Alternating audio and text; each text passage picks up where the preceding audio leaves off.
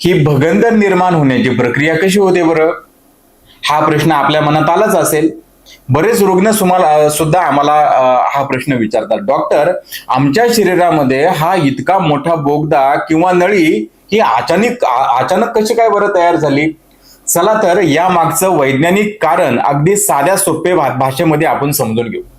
भगंदर हा काय एका रात्रीत होत नाही. त्याच्या निर्मितीचे 4 प्रमुख टप्पे आहेत. पहिल्या टप्प्यामध्ये गुदग्रंथीमध्ये जंतू संसर्ग किंवा इन्फेक्शन होत असतं.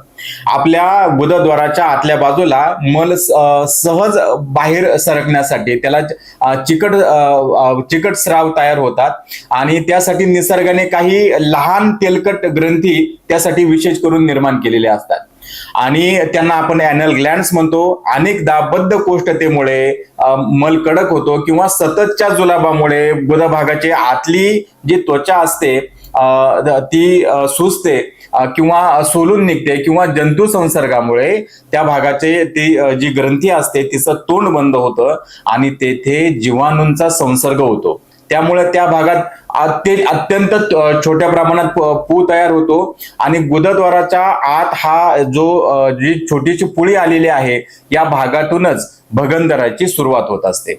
दुसऱ्या टप्प्यामध्ये काय होतं, हा संसर्ग आणखीन वाढत जातो. पू बाहेर पडण्यासाठी आजूबाजूच्या ज्या पेशी आहेत, जे स्फिंक्टर आहेत, त्याच्यामध्ये एक बारीकसा असा मार्ग तयार करतात. हा मार्ग कोणत्या दिशेने जाईल हे प्रत्येक रुग्णामध्ये वेगवेगळे असू शकतं.